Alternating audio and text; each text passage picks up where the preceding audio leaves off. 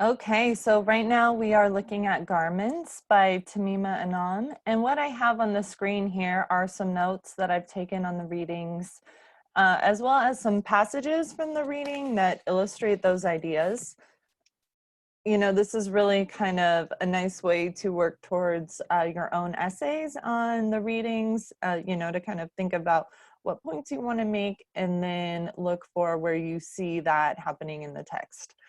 So with this particular story, we're focusing on setting and character primarily.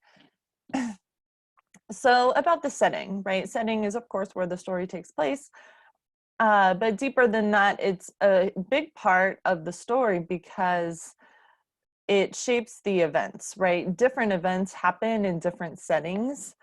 And then those events and how the characters respond to them are what really drive the plot of the story, right? So the setting is very important. This particular story is set in a garment factory in India. On the one hand, this factory provides an opportunity for the women to work and earn money, which of course is a necessity in life. And that money and that access to capital helps them be independent in some ways, right? So on the one hand, the factory can be seen as empowering for the women. On the other hand, the setting also reveals the limited options that the girls have, right? And in the very beginning of the story, when Mala is trying to find a third girl for her boyfriend to marry, she's looking down the line at the other girls in the factory, and she's thinking about who is vulnerable, right? So what the story says in the second paragraph of the story is that Mala knows all the unmarried girls, which one needs a room, which one has hungry relatives, which one borrowed money against her wage and can't work enough overtime to pay it off, right? So she's looking for a good bride candidate, in her opinion, is someone who is vulnerable, is lacking resources, and needs the resources that a marriage can bring for these young women. It's a way for the women to get necessities, including a place to live, right? And that's, Jasmine says directly that the reason why she's getting married is finding a place to live, right? This quote right here. So the women get, you know, Mala says, when she's explaining all this to Ruby, she says, when we marry him, we marry him, and that way we can tell people we are married. So the value in the marriage for the women is the social status and the power that comes from being a married woman as opposed to a single woman. What does the man get, right? We give him a place to stay, we give him food, we give him all the things a wife gives, right? So there's obviously some inequity there in who gets what out of this marriage. So that's kind of the environment that we're operating in. That's where these characters need to make their decisions and respond to the events in the story. So the first thing I'm going to say about characters is that good character descriptions, and I know the reading that we had about characters talks a lot about descriptions, but good character descriptions don't just describe the physical, right? They describe the character underneath. They describe what's deeper than the surface. And good writers always use description that way, right? There's kind of the saying that in short stories, a word shouldn't be wasted, right?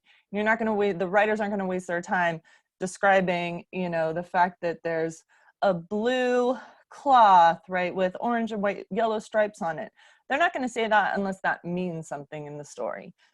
And there's a couple great examples of this in this particular story. Anam is very good at using descriptions to reveal the characters themselves, not just their outward appearance.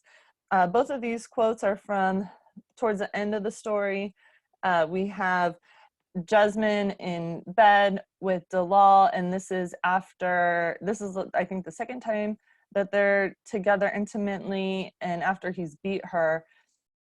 And the reason why character descriptions are so revealing is because nothing is explained objectively, right, in stories or in life. And each description is filtered through a character's perspective, right? So it's not just how things look on the surface, it's how characters see things. And you've probably all had the experience where two people can be looking at the exact same thing, but see things totally differently. And so that's why descriptions are so revealing, right? Because it reveals what's in the head of the person who's doing the viewing, right? So when Jasmine looks at Dalal after he's beaten her, after she's tried to please him and it doesn't work, and he gets pretty mean to her, right? And so when she describes him, she doesn't just see objectively what he looks like on the surface, but this is what it tells us, right? She thinks she must have dreamt it because in the moonlight, his face is as mean as ever. Okay, so I love this description because of the paradox within it, right? I mean, the moonlight, usually when we think about moonlight, it's very romantic, you know, moonlight softens people's features or whatever. But here we get the exact opposite, right? That the moonlight reveals his face to be as mean as ever. So that's a huge character reveal, both for Jasmine and for Dalal. And then just right after that, when Jasmine is describing Ruby on the day that she will first sleep with Dalal, this is what Jasmine sees in Ruby. She's got a new sari on and the ribbon is twisted into her hair like the thread of happy, like a thread of happy running all around the back of her head, right? So Jasmine sees a young girl who's, we learned before that she's very pretty. She's small, which, you know, so she has kind of that youthful kind of appearance. She's naive, right? She's new to this place and she's young. And, but this is how she looks to Jasmine, right? This idea of the ribbon symbolizing her happiness and her youthfulness. And it's a great image. And then directly after that, right, Dalal comes to the gate, and when he sees Ruby, his face is as bright as money. And that is another great description. Earlier in the story, we learned that money is very important to Dalal, right? Mala reveals that that she had paid Dalal, and he kept asking for more and more money, right? So money is on the top of his mind, and he needs to get more of it. And so he brightens up like money right when he sees her. So those are great examples of how description reveals a deeper sense of character. And now let's look at Jasmine, who's our main point of view character in this book, or in the story, sorry. In the beginning of the story, I would describe her as hopeful, perhaps cautiously optimistic, right? In the very first paragraph, we learn that now she, Mala, has a scheme, and when Jasmine hears it, she thinks it's not so bad, right? So this is the idea of them marrying Mala's boyfriend. And so at this point in the story, Jasmine is cautiously optimistic. She's allowing herself to be hopeful about this possibility of marriage. But by the end, she's a different character, or not a different character, but she has changed, right? Like most good characters do. By the end, she's heartbroken, right? After she sees Ruby with Dalal, Jasmine watches them leave together, holding hands, her heart breaking against her ribs, right? So when she sees their happiness, her heart breaks. She's also closed off from the world, shrunk inside herself.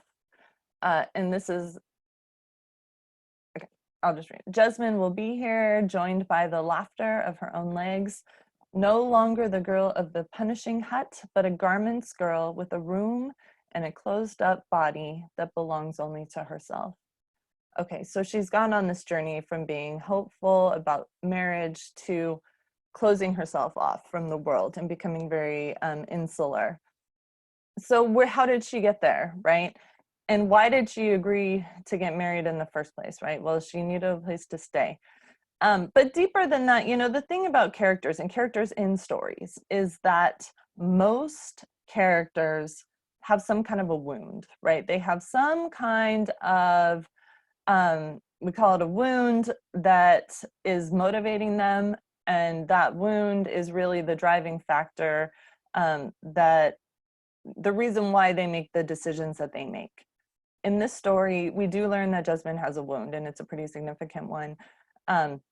We first hear about it early in the story.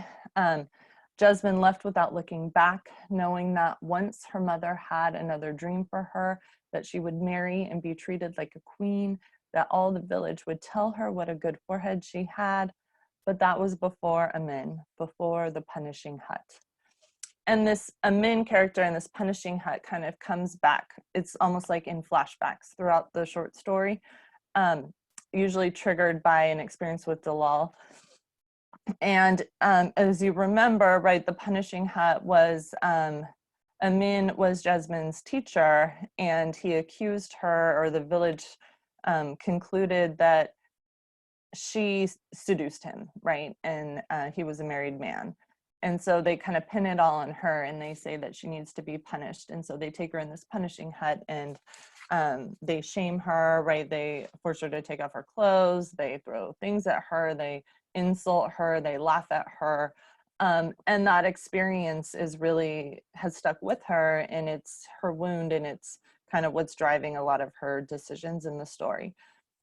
So, we can see the marriage perhaps as a way, in the beginning at least, as a way for her to heal her wound, right? To restore her social status with marriage, now that she's kind of gotten past the shame, she can get that social power by marrying, and possibly even to learn to love again, right? Because in the story, it's really clear that she loved him, and then he betrayed her in this way. And so, possibly she thinks that in this new marriage, she can get some of that back.